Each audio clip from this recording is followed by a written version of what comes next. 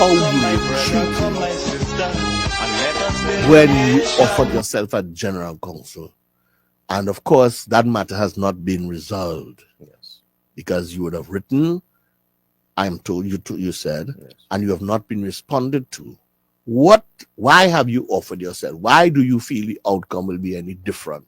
And that is, in my view, out of the hands of the voters. Yes. Well, Darien, you used a word just now that I think is very important, and that word you used was hope. And it just so happens that my symbol for this election coming up on Sunday, my symbol is the word hope. Nice. And the reason for that is because on April 28th, we went to the polls in a general election, and over 100,000 people that previously supported the party turned their face from the party in that general election, largely because they did not have hope that the PNM would represent their interests. They didn't have hope. They didn't see in the PNM the hope that the needs of their community would be addressed. They didn't see in the PNM the hope that the needs of their family and their neighbors would be addressed. And as a young person who, I mean, the good Lord has promised me 10. I still have a good 3 decades left to live here. And we have to step up and we have to make a contribution to the development of the space.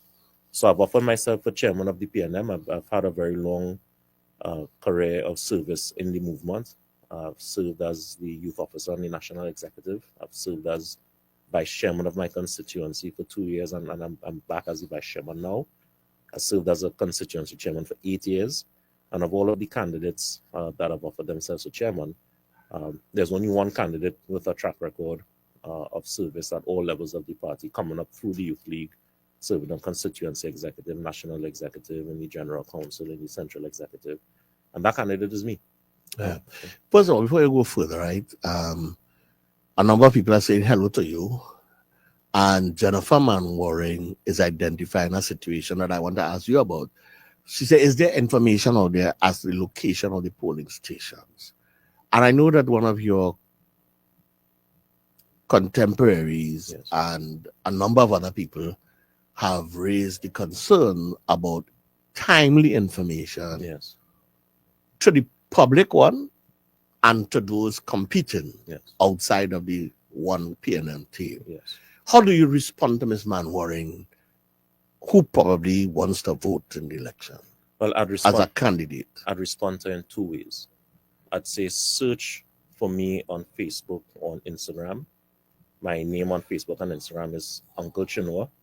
Search for me and I will post all of the information so that you can be assured that you know exactly where your polling station is. I saw a list come out earlier this week. The information for the polling station in my own constituency, where I'm the vice chairman, was not correct on the information that was released. I see that that's been corrected in a release today. And I'm hoping that the information that has now come out today, 4 days before the election, is accurate.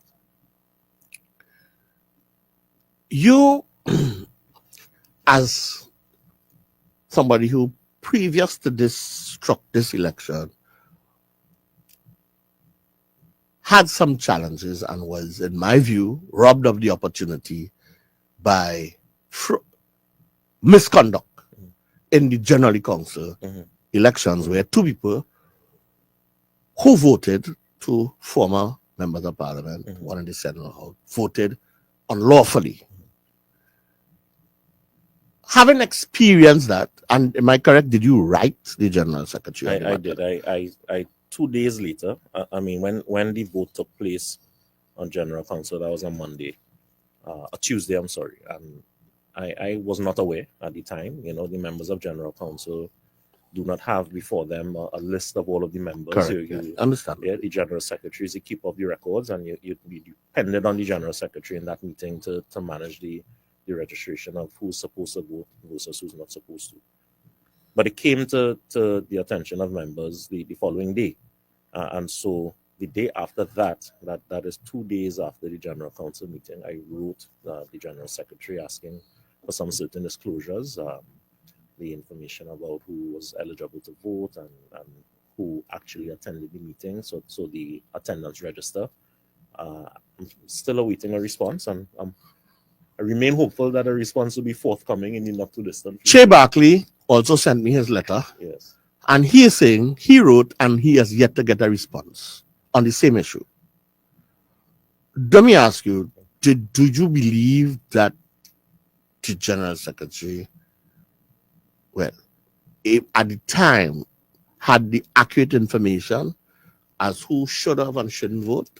Well, it's the General Secretary's responsibility to have the accurate information. So let's assume on the evening he didn't have it. And do you think by now the matter should have been rectified? But most certainly, this is now almost a month and a half later since the matter has been raised. As I said, I'm still waiting on a response to that correspondence. And you asked a question about why I have offered myself, given the outcome of that vote. Yeah. And the reason that I've offered myself, given the outcome of that vote, is because so many people reached out to me via, whether it was a WhatsApp message, a phone call, or otherwise.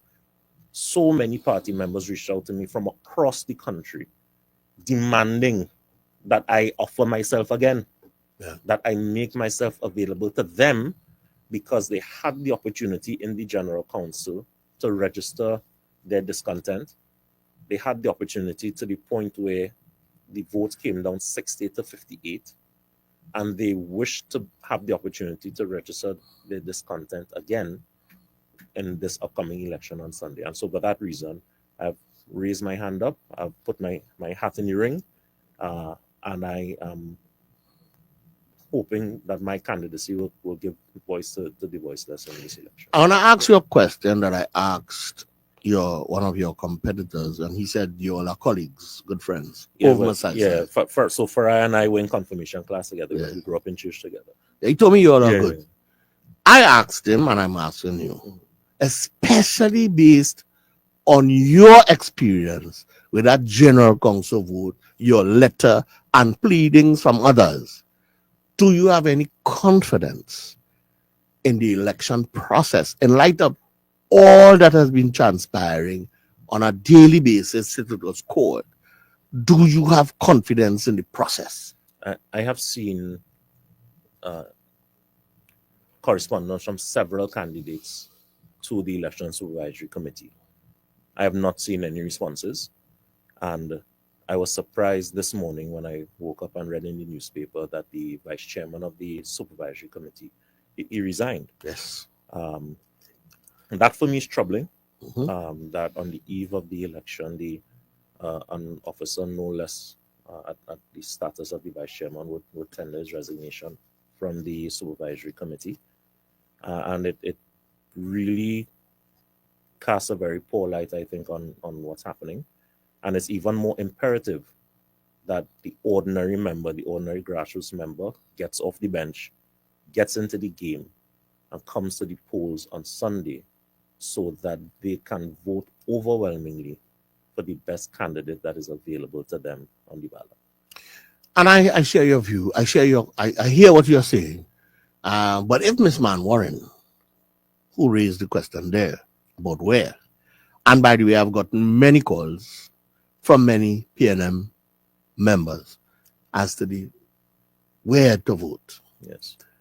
I hope that you're correct that the list being republished is accurate. I certainly hope so. And that it will be done in such a way that the widest cross-section of people who want to participate gets the information. Yes.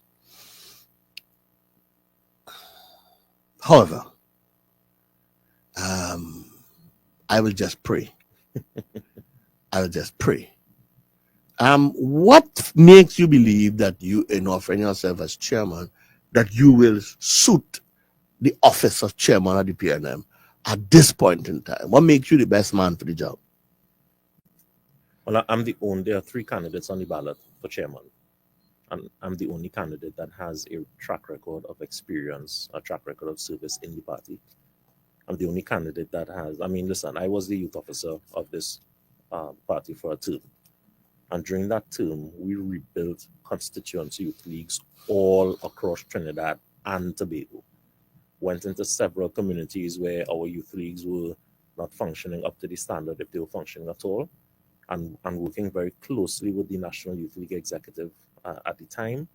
We went constituency by constituency, met with small groups of young people, encouraged them to come on board to preach the gospel of the PNM, encouraged them to get their neighbors, their friends to come on board. And we built youth leagues all across the country that we were able to benefit from that work going into the 2020 general election.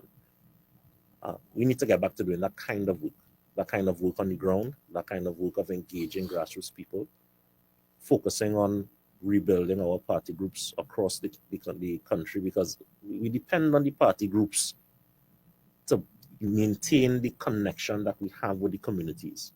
It's through the party groups that questions that members of the public have, they will see a party group member by the shop, by the parlor, and they'll be able to engage in a conversation. We need to reignite that spirit in the movement and rebuild those party groups, rebuild our infrastructure from the ground up. I have the experience of having done that with the youth leagues, and I know that I can do that for the entire party. If we were to look at the outcome of the last general election, and the result shows that 102,000 people who would have, in terms of number, yes, because we don't know who the individual voters are. Correct. But if we do the homework, you need to raise your voice a little bit. Yes. Katiana says she can't hear you. We need to probably do the homework of looking at the list individually, constituency by constituency, and see which polling divisions the votes came from in terms of what we would have won before, what was the margin of votes, and so on. Right? There's a lot of homework to be done. Yes. So that I don't believe that the 102,000 people were all card-carrying members of the PNM. Certainly not. They may have been supporters in one way or the other. Yes.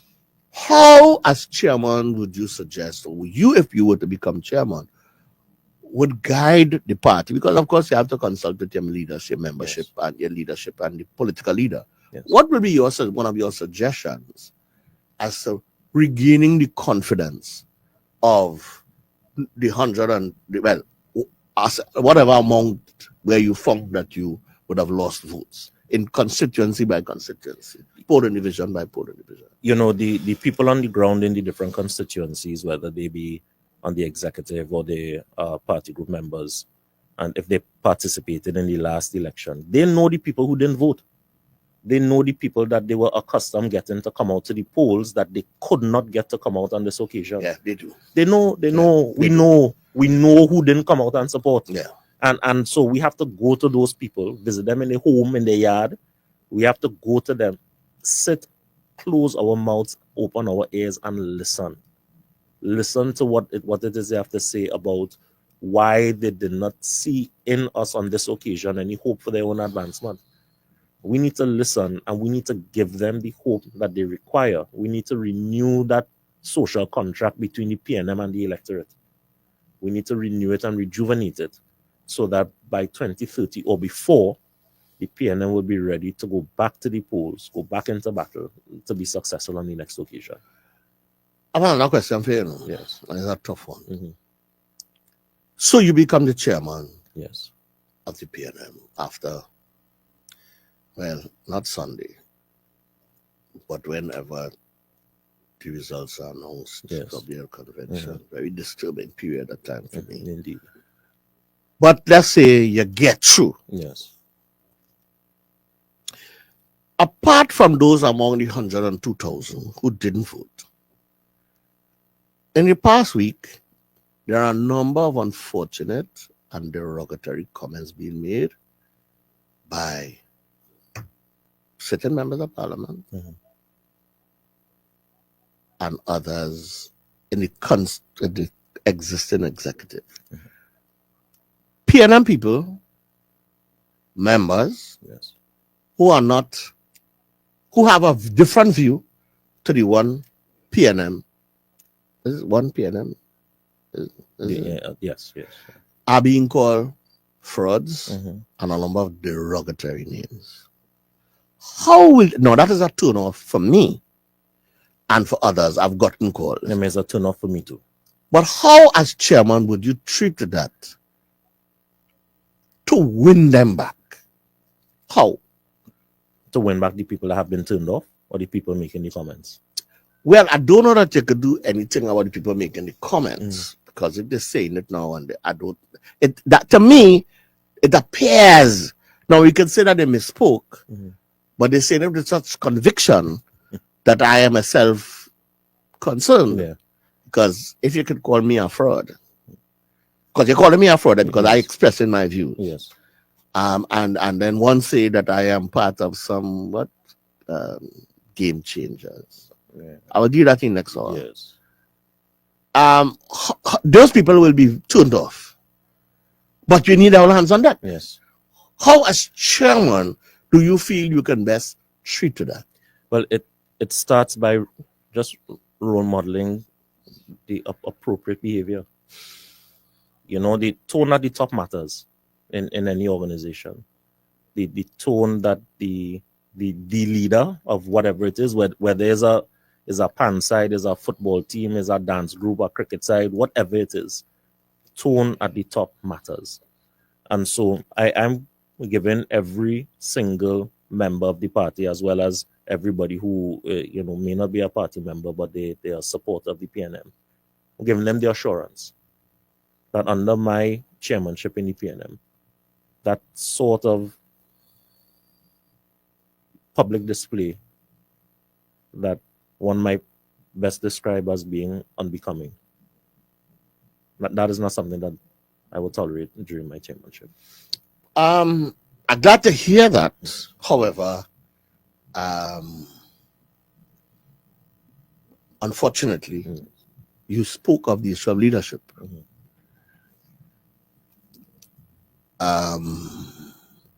They have been making these comments on our platform, and they are part of a team that the leader belongs to. So why would they listen to you if and when you become chairman, when it seems, it could seem and be perceived that it's facilitated by the leader, the political leader, leader of the opposition? How would we want to treat that? Because it means that,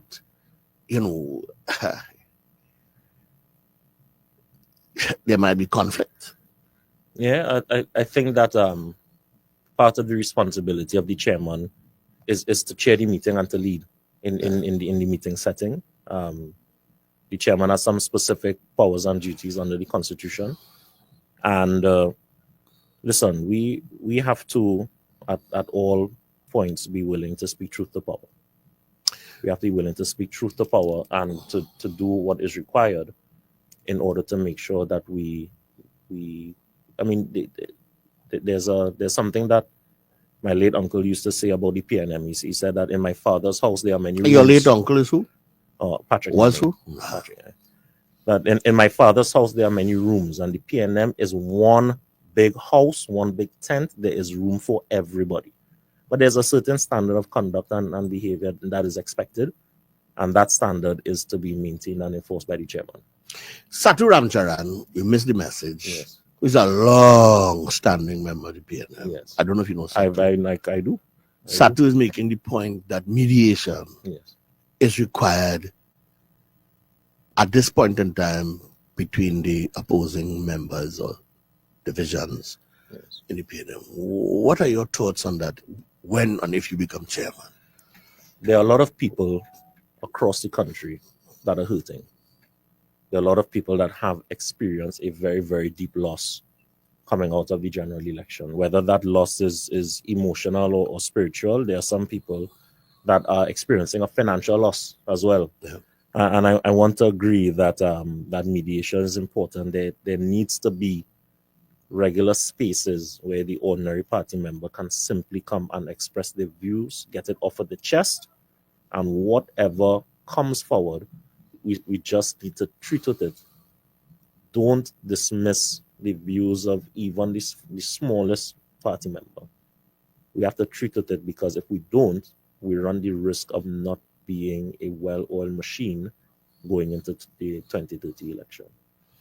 Well, you've gone very far in terms of 2030. But we have Tobago elections. We do. Where we are not in a very good position at this time. Yes. And then we have local elections, which I Yes. think if this government follows its pathway, they may call it before. Yes. How do you, as chairman, see the urgency of bringing the party together? And how will you treat that? It's extremely urgent.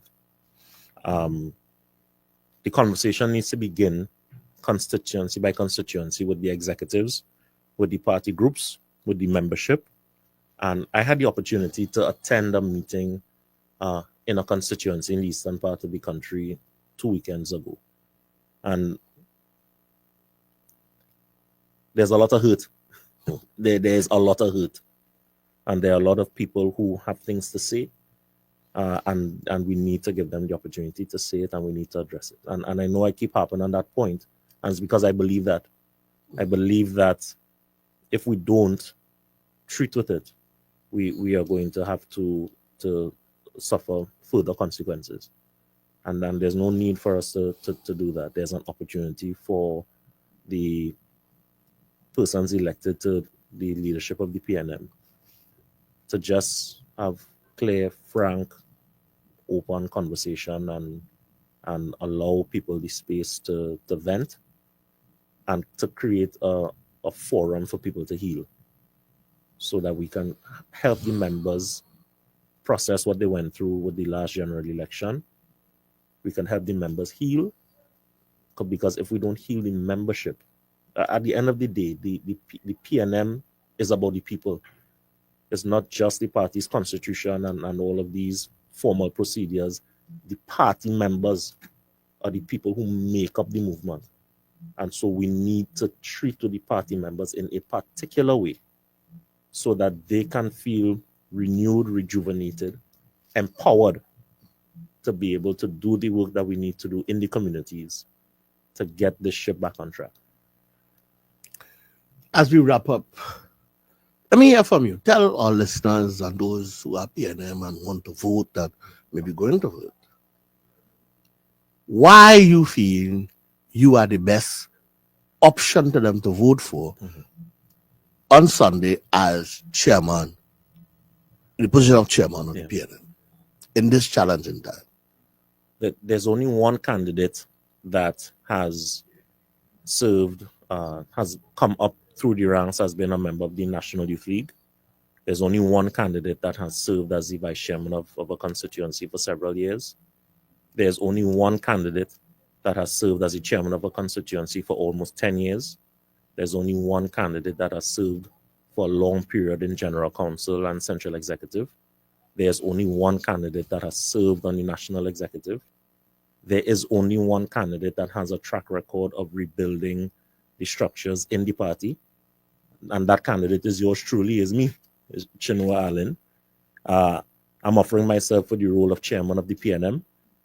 And I'm offering myself and making a pledge to all party members that I will defend their right to express their voice without any fear, that I pledge that I will represent the views of the grassroots in the party leadership. I pledge that I will support the political leaders' vision, policies, plans, programs that are geared towards rebuilding the movement and getting us back into office by 2030 or before. I'm making myself available to all party members as an option. And one of the things I learned very early whilst I was in the Youth League is that democracy means that you can have your say. It does not mean that you can have your way. There's an opportunity for all party members to have their say on June 22nd, this coming Sunday. So I'm asking everybody to get off the bench, get in the game, participate in this upcoming internal election. Take the opportunity. If you did not vote on April 28th, you have the opportunity to vote on June 22nd. I've got something. Sure. Because as chairman, you have to deal with this. A number of people who support the PNM and who are members of the PNM were, and this has contributed, I can tell you, people have told me, to some of them not winning, not participating, because there was a conversation about the PNM is an African party And there was this move again to isolate. I was targeted at Stuart Young not being the right person because of his ethnicity to be political leader, to be prime minister. Now, this offended many people who thought the PNM was a place open. It's offended for me too. all races. That is out there still. As chairman, how would you treat that? Because many people who are non-African and those who are African who feel very strongly about this, how would you address that issue to make the PNM attractive and invited to people like that at this point in time? Darien, because those are some people who didn't vote. I reject that notion out of hand. In this campaign, I was very strategic in choosing a particular color scheme for my campaign material. And if you look at all of the material that I put out for the campaign, you see 4 colors that are represented. Those colors are black, brown, I noticed that, yellow, and white. Not many people know that.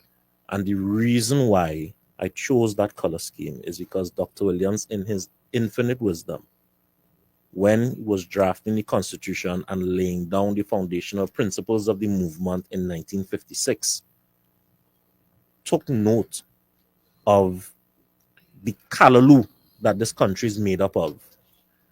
And because of a commitment to all of the people of Trinidad and Tobago, those 4 colors were chosen as the official colors of the movement. If any party member has a constitution at hand, you just have to go to Article 26. And in the Constitution, it lists those colors. And the reason why is because it represents the PNM's commitment to interracial solidarity. Correct. The PNM's commitment to interracial solidarity. And so I think that one of the things that I said during this campaign is that we need to show our true colors. And we have to ask the silent majority to wake up and speak up, so that a vocal minority are not the group that are telling our story, or rather telling their story and wanting to convince the population that it is our story. Their story isn't our story. We know what our story is. The 102,000 plus people, they know what the PNM is. And if we do not present to them something that is authentic, something that is real, and something that represents all of the people of Trinidad and Tobago, they go punish we. And if we don't make a change in some of the rhetoric that some people are hoping to espouse and to associate with the PNM, if we don't speak up, if ordinary people don't speak up, then we will continue to suffer those consequences. And so I've chosen those 4 colors. Interracial solidarity is a founding principle of the PNM. It's a principle that I ascribe to. CHINUA, our time is up. I want to thank you for coming. It was a pleasure chatting with you. And I guess the feedback from you seeing on Facebook and the responses are, again, telling. I want to thank you and wish you all the best on Sunday, in spite of my own feeling, and you shared yours, of uncertainty of the transparency and integrity of the process. Darien, thank you so much for making this opportunity available for me. Pleasure is mine. All the best to you. Thank you. Take care. We go to